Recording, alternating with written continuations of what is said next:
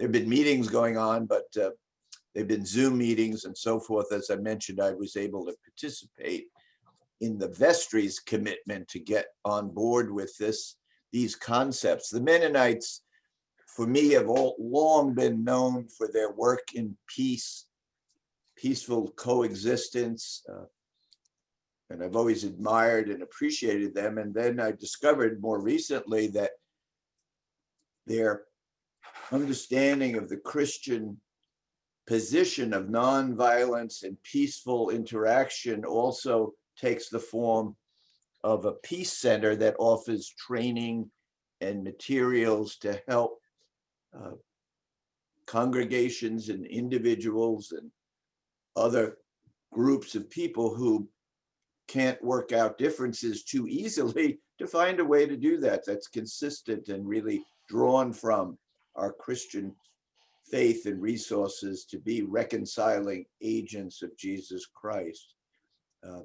We all know that that has not only a lot of significance for our congregation, but indeed for our United States in this time of great difference and difficult conversations. So welcome, Edie. Thank you for your wonderful sermon, which I think helped for me even further deepen and set the stage, if you will, for what the Lombard Mennonite Peace Center for conflict transformation is about, and how you intend to help us over these next months. So I give it to you, please.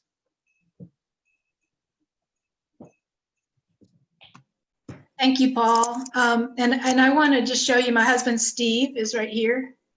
He's down in the basement with his computer, participating in the worship too. So there is a basic outline of the process that I sent into the newsletter, and then I sent a calendar that Mimi put in this as an attachment in this week's newsletter. So last week there would have been just a basic kind of outline of what the process, the phases of the process. And then this week you would have received that proposed calendar. Obviously, because of COVID, the parts of the process in which we really have to be together in groups, we wait until we can do that, and we do that only in ways that are safe. But the first two phases of the process, which happen together, are education and information gathering, and those can be done. The education can be done with Zoom, just like we're interacting now, and the information gathering is through questionnaires and then phone interviews. So that part can proceed, should you all consent to the process. That part can proceed, pretty quickly. I mean, starting really very soon, starting as soon after today as I'd be able to get up to speed. So the phases of the process are: you start with the education and information gathering. The education teaches us some really important skills that we do not learn anywhere in this world right now. And that's one of my greatest sorrows. We are not learning good, solid, nonviolent communication skills in our world at all. And the more anxious we get, the worse it's getting. So we learn these basic communication skills. I would be adding some additional work on the skills themselves to our classes, because it's just clear to me in my interactions every day that this is getting harder and harder for us to calm down, to be sensitive and patient with one another, and to communicate in ways that other people don't have to experience as an attack, and to receive communications that may feel like an attack. We need to learn how to kind of calm down and read more deeply what is the concern the person may be bringing. So the reason that it's so difficult for people to work out just the most simple conflicts in life these days is because we don't have those skills. And then we take things very personally. We get personally offended and other people get personally offended. And that builds up this whole extra difficult layer that doesn't allow us to interact any longer. So we can see it in our wider world, how this is happening. I know we all have, well, I shouldn't say I know, I have relatives, people I've spent my entire life with, who it's just so difficult to have an ordinary conversation with anymore. Because they'll hear something in what I'm saying that I don't mean, and they'll react based on some ideology or stereotype or something, and we lose sight of one another as people and as human beings, and as souls that are in the midst of transformation and development. So these skills that we learn, and then the theory about conflict that we learn in the classes, are very important. And having done a little bit of that with the vestry already, I'm going to add some components to it. If you all consent to this process and we work together with those classes, I'm going to add some more components, because I can see from my experience already with the vestry that there's particular areas we need to work a little harder with during this very difficult time in our nation and our world. We just need to make extra effort on the communication part and practice that. So by the time we've learned all that and been practicing these kinds of communication, and we've begun to reflect on where in our lives conflicts have taken a destructive turn, and where we might have been cut off from people that we once were very close to. Once we've been reflecting on that through the education process, we're ready to come together in small groups and begin to practice the communication skills. We start with things that are a little bit difficult, but not extremely difficult, because with any process, we need to work our way with the skills, and we need to learn how to trust ourselves and one another to have hard conversations. So this process requires patience. It really is a process. And it doesn't have any quick fixes, doesn't have any of that. It's not like that. You probably have all heard of people talking about conflict resolution and this wonderful idea that you'd get a bunch of people in a room, they're all hot about a conflict, you just get them to talk about it and you'd resolve it. In my experience, that doesn't work in churches. It actually causes a whole lot of pain. What churches require is that patient individual work in small groups, work in larger groups, gradually working our way to the place where we can responsibly and lovingly communicate with one another. And the healing part of this journey, which comes, which would come, say, 6 months from now,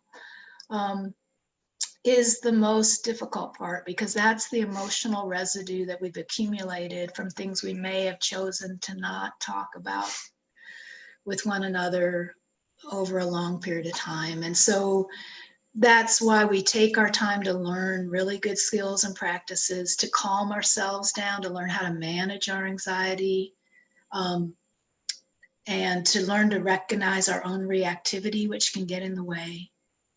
And we have to work with all of that before we can actually start to do some healing with one another. And we don't want what's called healing to turn into something that is not only not healing, but might make things worse between us. So that's why this process is so careful. Once that healing phase has been done, people are often quite amazed at how much easier it is to solve problems. And these may be problems that they've perceived as having been around for a long, long while. What gets in the way of our solving the problems together is the emotional reactivity and residue of hurt and pain for things that we may have never sat down and talked to one another about. That's where things get complicated. So this process tries to disentangle that through the healing work. And then we come into the place where we realize that the problems are pretty objective. We can talk about problems and we can have different ways of seeing how to solve them, and we can share those things. But as soon as we try to make people into problems, as soon as we project onto people that they are the problem, we can't talk anymore. So the healing part disentangles that. And we begin to see that we can be hard on the issues while being deeply sensitive and soft on people. In other words, we can tell the truth in love. We can love one another as people, and we can see that we have different points of view on how to solve common problems in our community. And that becomes an opportunity to grow into deeper relationship rather than what it so often happens in our world and in our church today, where people separate, stop talking to one another, start to project onto one another. So I hope I'm speaking in ways that you can understand. And I also want to just say right up front, and I hope you've picked this up from me already, every church has conflicts that turn destructive these days. Every single one.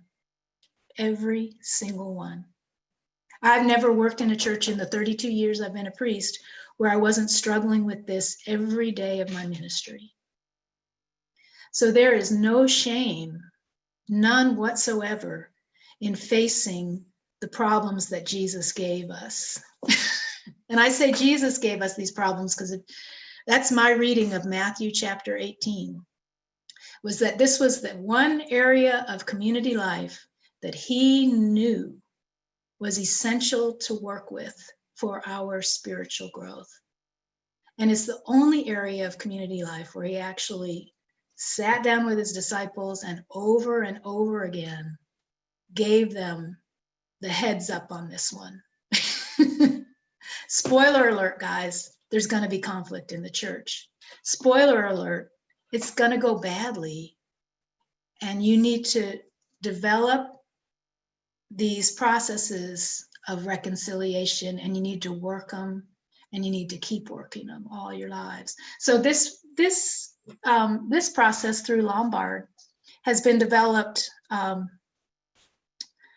Richard Blackburn, who was the founder and director of that center, he was an international mediator. And in the 1980s, he, as a Christian and a member of a congregation, a Mennonite congregation, he got very concerned that congregations were getting into conflict, which was turning destructive of the community bonds. You know, people were separating, people were leaving, people were unable to speak to one another about certain things. So he took his international mediating skills and he brought them into congregational work.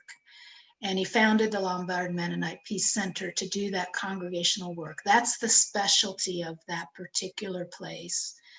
And he developed a process over time, which is the process that I work with. I've received training from him, and I receive ongoing supervision from him. I'm not an employee of the Lombard Mennonite Peace Center. I do most of this work without being paid anything. You do have to pay for my supervision from him because I won't do any Lone Ranger ministry in this area. I don't believe the Lone Ranger knows how to do this. I have to do ministry under supervision from people who are more experienced. That's just my own standards. And I do that in every area of ministry. I have to have good spiritual direction. I have to have good psychological supervision. I always operate under some supervision. So in this case, especially, this is a really delicate process. For him to allow the Lombard Mennonite Peace Center's name to go on this work, we would have to do it exactly according to the process as he has laid it out. And I say amen to that because it's a good process and it works. So what are your questions about it? Jim Gretsch here. Am I on? Okay. Thank you very much, Reverend Beard. I can't help, and like so many others, I've been mulling this over and thinking about it while I'm shaving, doing things on a daily basis. And I keep thinking, well, how can we make any progress? And I'm counting so much on your experience. How can we make any progress if the others, in quotation mark, the others aren't participating in it? And that's my I guess my main question. Also, the timeline. I'm fretting and stewing about how, while we're doing this very valuable process, even if the virus were not here, we'd still have a lot of empty pews. And so, how does the church continue its work toward others when we don't have a full participation? And of course, unfortunately, we're getting hit with that as we do our stewardship drive. So that's where I'm coming from. I look forward to learning a lot. I was a Stephen minister, and my wife and I are discussing, well, that sounds a little bit like Stephen ministry, and it does a little bit, but not entirely, of course. So that's where I'm coming from. My name is Jim, and thank you for being with us.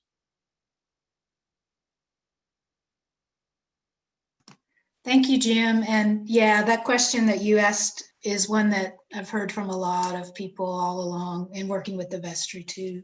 How does the church do this without full participation of everybody who's been a part of the church? Yeah.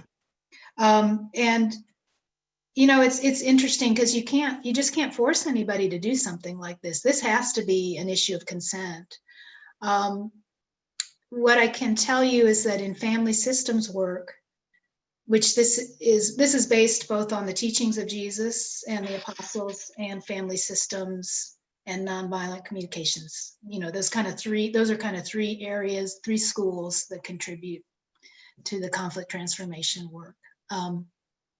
So from the family systems perspective, anyone who's familiar with that knows that if some members of the family are working on something, it does shift things for others. And that's just a mysterious thing. But we definitely can't make any members of the family do anything they don't want to. So in a sense, we do the work for ourselves, and we know that because we are so deeply connected, it will have an impact on the whole system. And that will impact others who are not directly participating. I hope that makes a little bit of sense. And then in terms of how, with the timeline, with this being a process that takes such a long time, how does that work for the church's mission and ministry? Well, this process hopefully will take a lot longer than the time I'm working with you. Hopefully it goes on, and keeps deepening and extending, and people keep learning more about it and working it, because that's the nature of reconciliation. It's actually the church's central ministry and mission in the world.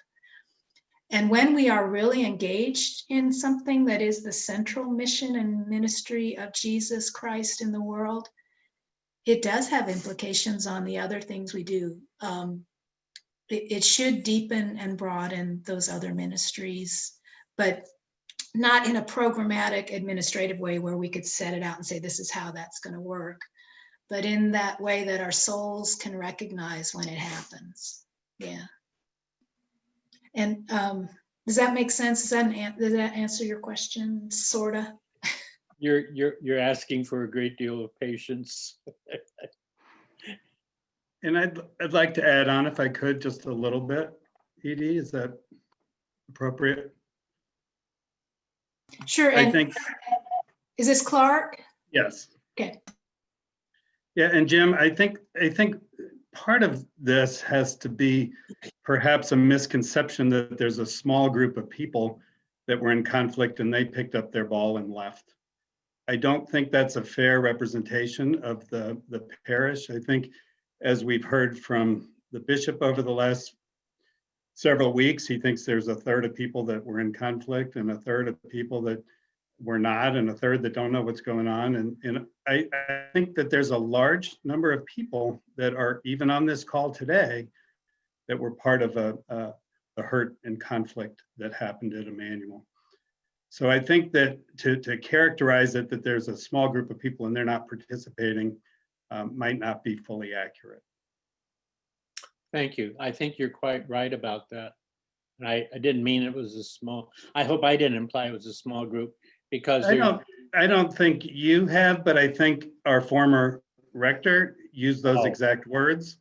And I think that some of the people that have been on these calls over the last few weeks have been saying, hey, what's the conflict? I don't know of any Yes. conflict. And I think if you only heard what has been said over the last few weeks, that's probably the feeling that you would have coming away from that.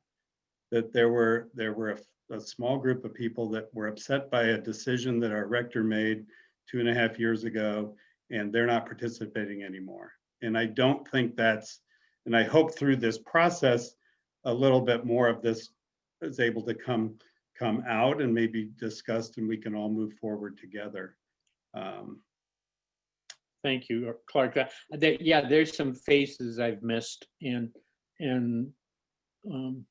I don't want to put them into a category, but they're not part of the central play here at all. But I look forward to seeing their smiles, shaking their hands, and most importantly, being part of this healing process. And I think as Edie said, you know, some of this might come true, but I think if we really take that love thy neighbor to heart, then we're not going to put people in buckets, and we're going to try to move forward as a community together. And if people are stepped outside of that community for a little bit, then that might be the part of the journey that they're on. But I think to say, well, they're not part of the journey, so they don't matter anymore, I think is a big mistake. Yeah, thank you very much. I have a question. Yeah, who is this? Jody. When our interim is assigned to us, since this is a long-term process in the reconciliation work, how will the interim be part of that? Yeah, my understanding is part of that search for an interim is somebody who is familiar with this type of work. And if they're not directly familiar with the Lombard process, they may choose to really get familiar and do some of the education there as well. So then they can help the congregation continuing its work, because this process is only the beginning of your work in reconciliation.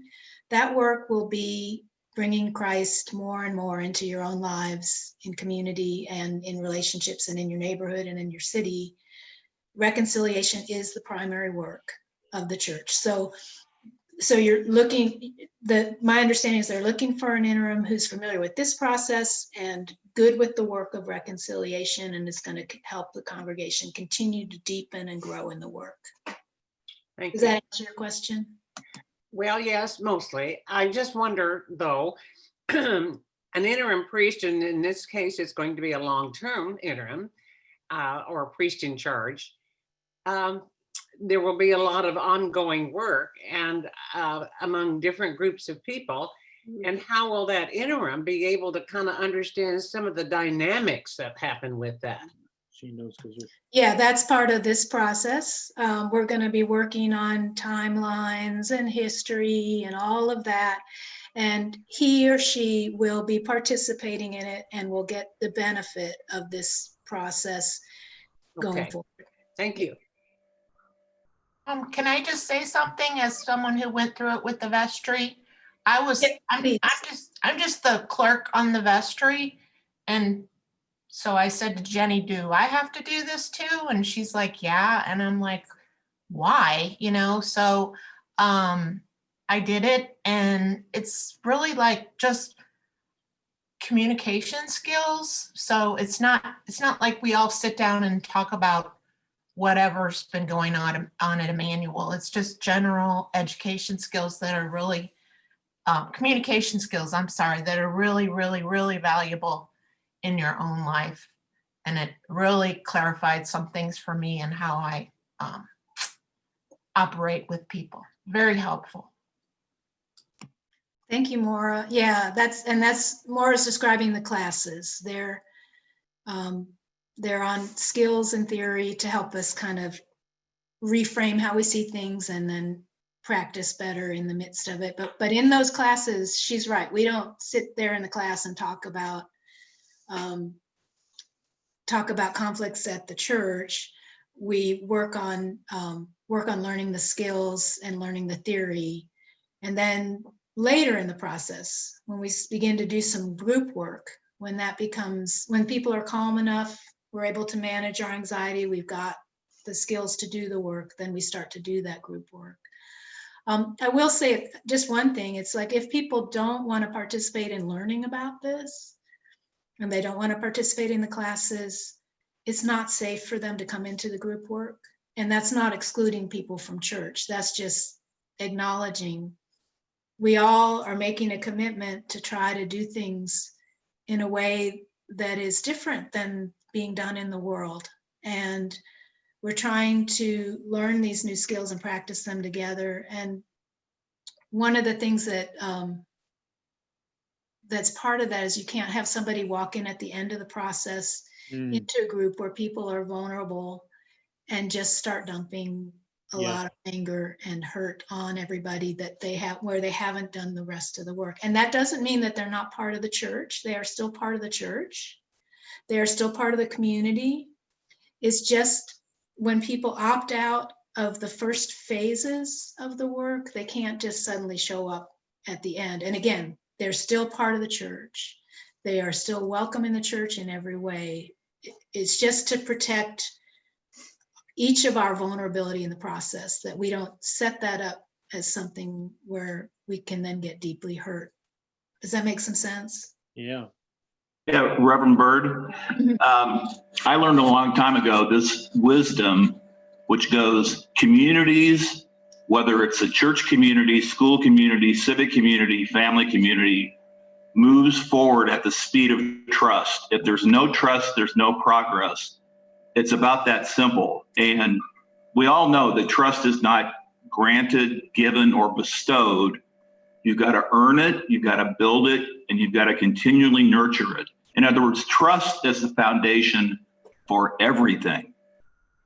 How does your process build, earn, and nurture trust? Because I think at Emmanuel, the loss of trust or distrust was a huge, huge issue.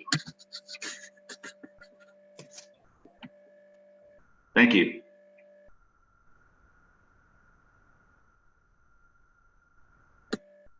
You're muted.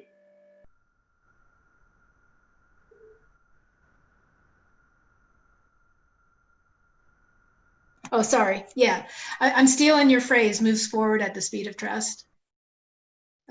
Thank you for sharing that. That's beautifully said. And that is how this process works. We build trust, we calm anxiety, and that we need to calm anxiety in order to be able to build trust. Because when we're anxious, we're reactive, and we just keep hurting ourselves and one another in that reactivity. So we calm anxiety and we build trust. Those two things go together. And that's exactly right. That's what helps the process to work. So I noticed, speaking of trust, I noticed people brought up the cost, and I want to just be as transparent as I can be with you about cost. When I know from the vestry that when they first talked about this process, they were quoted from the bishop's office, and this was the previous bishop. They were quoted $20,000 to $40,000 for the process, and that would be exactly right. More like $40,000 if Lombard itself, if its staff was coming in to do this. That is right. The reason we're down at a minimal cost, and I can't remember, I projected it might be $5,000 or $6,000, is because I'm donating the bulk of my time. The only time I'm charging for is when I'm on site working with groups, and my mileage to drive up. Well, I'll charge for this series of Zoom classes a minimal charge too, because I want you to feel free to contact me with questions. So I proposed $50 per class for my preparation for my ongoing stuff. But the thing is, it's really beyond affordable at this point. And so I did not want to add anxiety. I just don't like to add anxiety to an anxious system during a pandemic and an economic recession. It is worth every penny of what people pay for it when they really pay for it. And, you know, hopefully if people here engage it, you'll find that some of you are called into this type of work, and instead you can use some of the money from the foundation that you would have paid to do the process to actually empower your own ministers in these skills, your own members who might be wanting to learn more and do more of this work in the larger community. That was one of the things I thought of. But because it's really not fair that it's not, you know, that you're not paying, just so you know. But I want to be transparent about that. I am going to charge a minimal cost for when I'm there in the group work. That's incredibly stressful work. And I'm going to charge for my mileage because I'm poor and I can't afford not to. But otherwise, I'm donating the bulk of my time. And you are paying for my supervision from Richard Blackburn. And all the materials that Lombard provides, they have copyrights on their materials and they charge for that. So I think that's, and then there's a co-mediator who will come in to help me. One person can't work the groups alone. That's not responsible. And he'll also charge a minimal on-site fee. He's devoted to this work in the same way that I am. So. Can I also just raise one other issue real quick? I'm also on the board of Webster Rock Hill Ministries, which is an alliance of 30 member Christian churches that's existed since 1982. This isn't a direct analogous situation, but here at Emmanuel and at Webster Rock Hill Ministries, there was a lot of conflict centered around one person in each organization. And in the ministry's case, I love Ed Johnson. He's a dear friend. I've known him for many, many years. But he was just causing a lot of problems. And to his credit, he resigned in mid-September. And the ministries has, you talk about a transformation. I mean, we are a well-oiled machine. We're humming, we're laughing again, we're trusting. And I'm not just saying it's because of Ed, but Ed's resignation somehow has transformed that organization into what it always could be. So I just share that as a perspective. Thanks. Are there other questions? I saw some people kind of, but you just have to unmute and speak up. I have a question. I'm curious about, so Clark and Jim's exchange indicates one issue of this, which is there's so much unknown. So we've all have maybe a sense of some of the things going on, but I don't think anyone has like sort of the full picture. And in the midst of trying to figure out what's happened and where the conflicts are, you have this fine line of like trying to participate, but not wanting to engage in something like gossip or slander or right. And I fear that we have a lot of people, and I include myself, that feel lost as to like, I think it's this thing that happened, but someone else is thinking it's this thing. And we aren't talking because we're also trying to be honest and not gossip. And so I'm just curious if you have any thoughts on like, how do we become informed to know what the conflict is? Yeah, so that is always a process because it's not ever one thing. And each person in a community has a different perspective. And those differences are extremely important. Usually when things are in a family system, when things get dysfunctional around conflict, it's because people don't feel like they are allowed to differentiate their perspective from their neighbor's perspective, from their relatives' perspective, from their fellow church members' perspective. And the simple fact is God made us all different. We all see things differently and we feel things differently and we sense things differently. So I would actually say it's a good sign that people don't have this one point of view and feel kind of lost trying to figure it out. I know that's really hard, but if if each person can come into themselves and kind of ask the question, how do I experience things? And for a Christian community to be that place where Christ can work reconciliation with us means that we become so patient and tender and sensitive to one another that we can really listen for the different perspectives and not feel like we need to find the right perspective and get in line with that, but realize that in community there isn't one right perspective on what happened. There are many different experiences and all of them are important. Is that making some sense? That's usually the key thing in the system is, can we differentiate and stay in touch? Or when we find ourselves with a different perspective, we feel like we either have to keep quiet or leave. That's a key thing, is that reality is in our church, we want to be able to say what we're experiencing, even though it's very different from somebody else. And we want to know that we'll be received and accepted with that, and that we don't have to dominate with our point of view. We just want to be part of the community. Does that make some sense?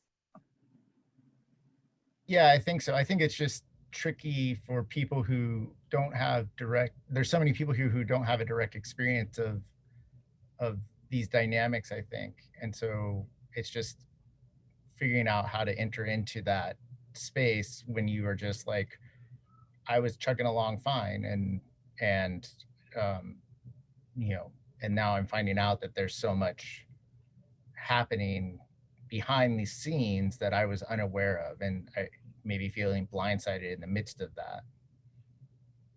Yeah, Matt, I was going to say the exact same thing that Edie said, except she said it a little bit more eloquently than I could have. But I think it's really important that some time and some conversations happen with people, and being able to accept other people's maybe truths or experiences is important here. I think, you know, Brian Stevenson, not our Brian Stevenson, but the Brian Stevenson, the civil rights attorney, my hero, said he believes in truth and reconciliation, but before you have reconciliation, you have to have the truth.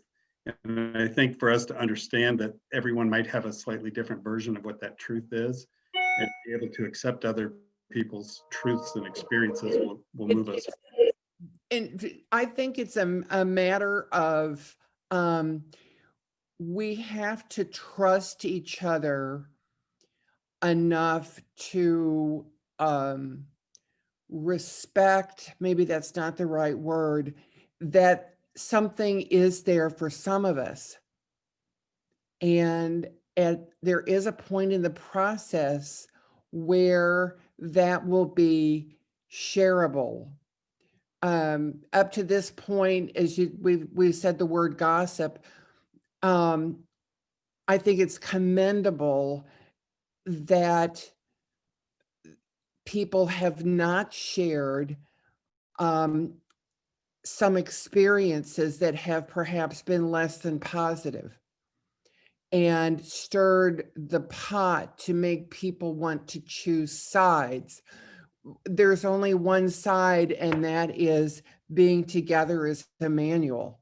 And you know, we'll get through this, but we have to have some trust that the time will come. And in line with that, thank you, Catherine, that just based on my past experience with this process, when that time begins to come, one of the surprising things that happens is people realize it's not exactly at all, it's not what they thought it was at first. It's much more complicated. And that also takes the burden off of any one event or series of events. And it takes the burden off the shoulders of individual people who are feeling like somehow they're gonna get blamed or something. the whole community begins to embrace that this process is important in their lives, and that if whatever they see playing out in the church, they also have experienced, even if they weren't part of things that happened that they hear about, they recognize all the dynamics deeply from their own lives and things they've encountered.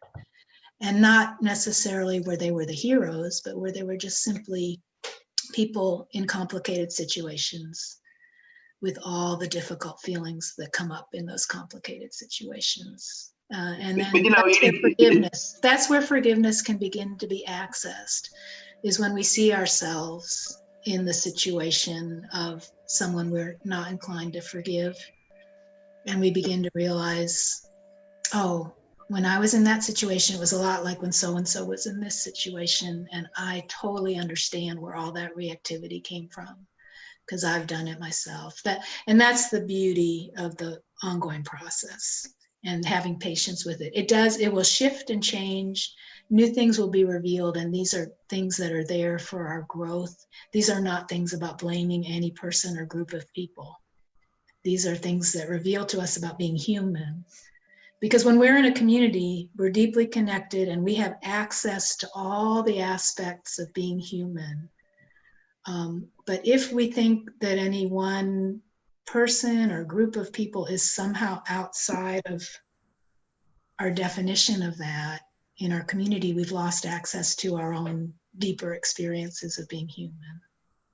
Reverend You know, Billy? can I just add something really quick? No. Just a slightly different perspective, which is take Clark O'Tailing. He is one of my closest, dearest friends ever, and certainly probably my closest friend here in Webster Groves ever. He and I do not agree on everything. It's part of what makes our friendship work, is that we have differences of opinions and we can talk both sides and share both sides and argue vehemently our sides. But at the end of the day, we can shake hands and we're friends and we get along and we respect each other. At least I think we do. And that's what makes the world go round. It's not that we're all going to agree on everything. I think that's a myth. But we have to respect each other at the end of the day. I disagree that we're friends. Let me intrude here a moment. This is Paul Metzler. Edie, I want to just say, I think we have about 10 minutes left. And I hope you will, even though it was mailed out or in the newsletters about the timeline of the process, if in this next 10 minutes, if you would review what the next steps are, I think that'd be helpful. And I noticed, Jim Gresh, you were about to say something, but I wanted to be sure we had a time frame that will be stopping at 11:15. But did you want to ask or put in a different point? Yeah, I've been messing around with vocabulary, and I was thinking, boy, what we're really talking about is restoration. But then your discussion, restoration would imply I don't have any personal responsibility for solutions.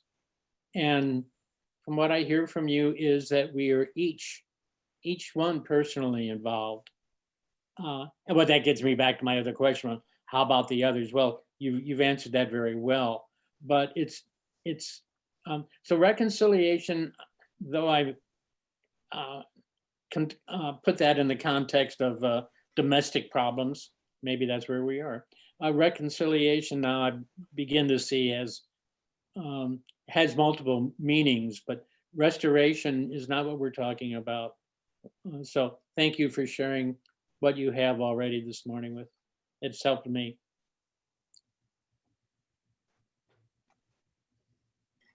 Yeah, thank you, Jim. Yeah. Quick question. One of the things that I had planned to do was to reach out to some of the people that I haven't seen at church and participating and invite them to participate in this, that I would like to, be in communion with them again. But I don't want to do that if it's not advisable.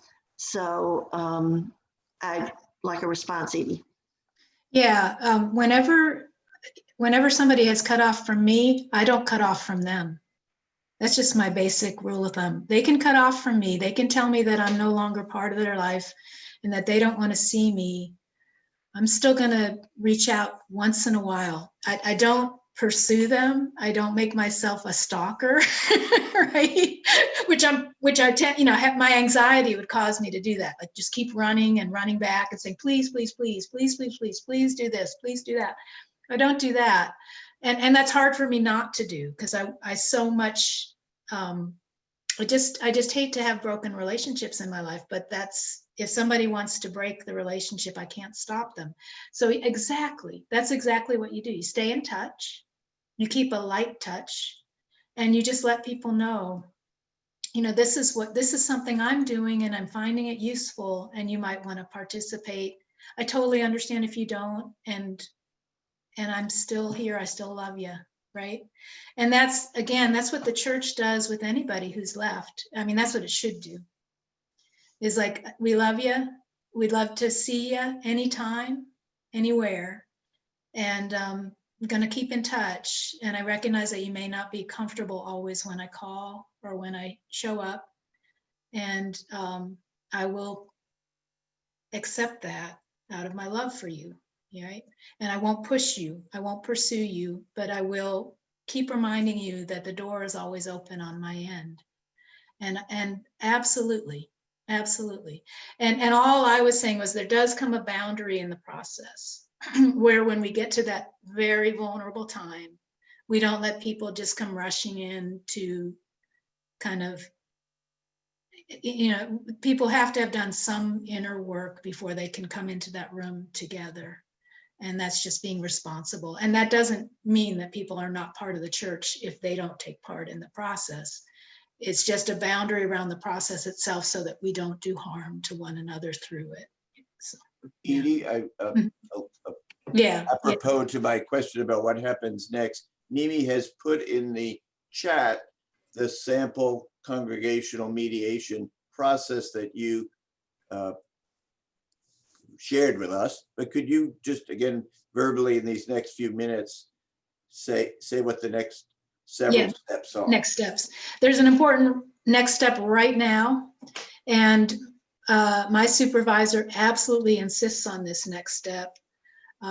Even though we're Episcopalians and our bishop can tell us we should do stuff, we have to consent to a process like this. This is too intimate and delicate with one another. If we don't consent to it, it's destructive to do it. So there is a survey that went out in the newsletter, and it's there. What I would like you to do, and I'd like you to do it like now or in the next 15 minutes after the coffee hour, just fill out that survey about how and whether you are willing to participate, and make sure I get it. You don't have to share it with one another. This is personal. We don't have to share it with anybody in the church, but just make sure that I get it so I can do a tally and see if we're in the ballpark of the amount of participation that we would need in terms of the consent of the community to continue the process. So that is the next step, and that's an all-important next step. If there is sufficient consent from people, from a sufficient number of people, we'll go ahead.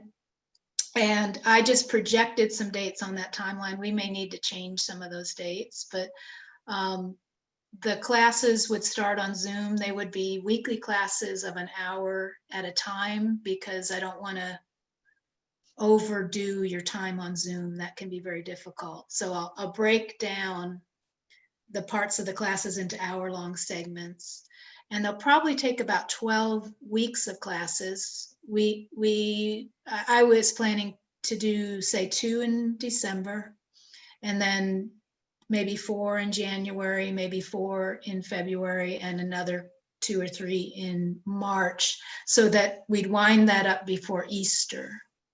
And those would be on Zoom, so we don't have to try to get together in groups and worry about COVID. At the same time, there would be in December some questionnaire. It's just a basic questionnaire, and all the vestry members have already done it. So you can ask them about it if you're curious. But and again, those would just be returned directly to me. It's so that I can have a sense of the larger picture, you know, again, all these individual perspectives, larger picture of people's experiences in the church as relate to reconciliation. When we start getting together, we'll work with a timeline that kind of just gives some history of the church based on people's perspectives of what's important, and begin to kind of fill in where some areas are where people may sense some unresolved conflicts or issues. Yeah, Paul. Does the surveys, someone in the chat have been tracking the track? Thank you. They were Thank you for together. tracking that. But Mimi's reminding everyone about the survey and how we can access it. So that's great. Someone also asked, when would you said a little bit about the classes, but they'll be like evening or late afternoon? We'll have to set a time. I'll set that in negotiation with y'all. What's the best time? Okay. Yeah. So you take a survey a bit to. Yeah, we'll have to do that. If I have to offer it twice a week, I will. If we need 2 different times. I am an early morning person, not an evening person. So, but I will do an evening class if that's what people need. Edie, can I interject something here? We will probably send the survey, the one that's posted today, to those people who get the bulletin mailed to them, because then that way they can mail it back to us or they can send it back, whatever. We want to be sure that people who have access to internet or computers get it, but also those who don't get it. Okay, is that the survey on consent? Yes. Okay, if people haven't been listening to this, they don't get probably it. Don't need to fill that out. Yeah, we'll just take it based on heard this and digested this, because they'll be filling it out based on some projection they have, and that's often very. But those of you who are on today, if you want it mailed versus emailed, let me know. Can I Is that fair? Yes. Can I ask a question? I am like I think several others in this meeting work in healthcare, and I don't know what the next few months holds, and I don't know that I'm going to be able to commit to every meeting, but I very much want to be involved in this process. So I just hoped you could speak a little bit. I don't want to be the interloper who comes in at the end, but I don't know what these next few months are going to look like. Yeah, and I'm one of these people who I bend over backwards and do somersaults in order to try to make time for anybody who wants to participate in classes like that to do it. I will do a lot of extra work and teach a lot of extra classes if that's what's required. I just have always been that way, and it's not necessarily a good way to be, but it is how I am. So you can rest assured that if your schedule is changing, but you want to be part of this, we will find a way to do that.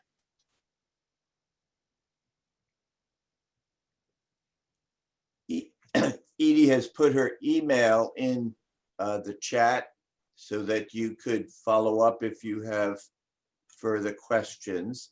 I don't want to prematurely end our meeting, but I also want to be reasonable about our capacity to absorb information and proceed. So let me just check if anyone kind of really needs to say something verbally yet. And I'll close with a prayer. This is Lissa. I have a question. Edie, did you just say that the only people who should get this survey are the people that are on this particular Zoom session?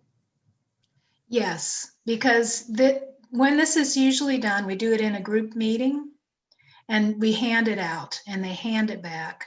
It's not a survey that people can fill out if they haven't been part of this discussion. That doesn't mean they won't participate.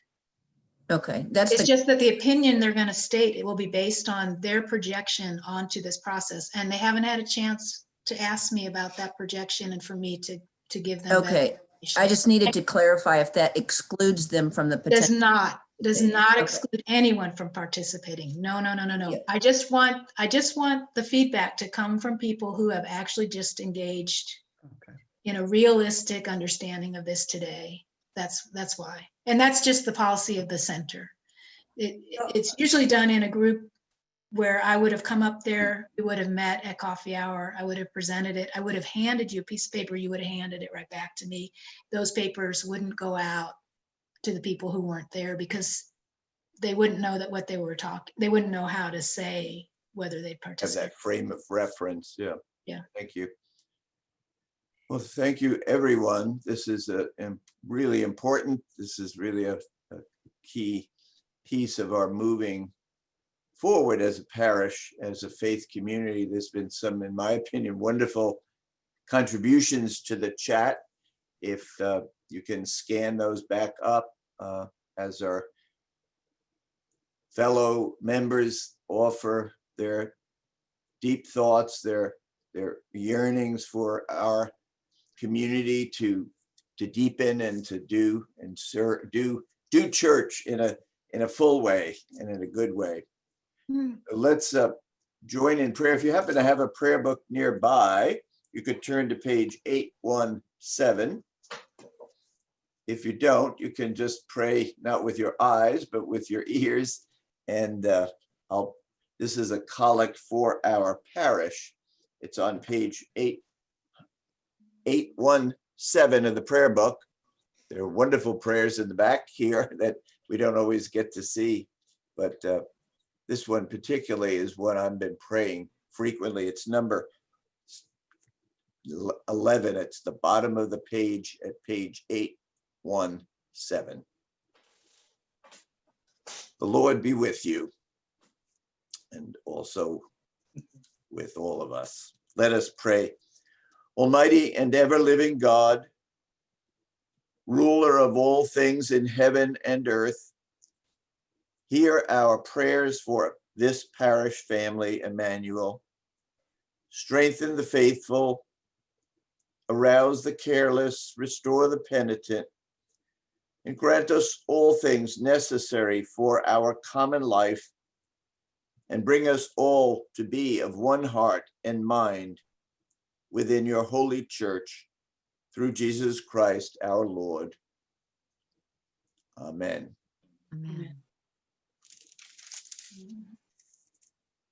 Edie, any final comment and encouragement, of course, to fill out the questionnaire? Yeah, and I know that technology can make this difficult, and I run into those glitches personally as an older person myself all the time. So if for some reason you're not able to fill that out, just go ahead and send me an email with the information the survey is asking for, which is I really want to participate, or I really don't want to participate, or I'm kind of in the middle. But I will, if we do it, I'm in the middle, but I will, or I'm in the middle, but I won't. Just, I need that indication, kind of 1 to 5 in that. And then anything else that's a concern, like I know people had concerns about, what if I can't make it to a class? What if, just put anything else that is a concern like that. Just so I'll kind of know what concerns I need to be addressing in general. So thanks. And thank you all for your time. Okay. Go in peace to love and serve the Lord. You're still Thank you, Edie. healing. It hasn't even been a week. Thank you. Thank you.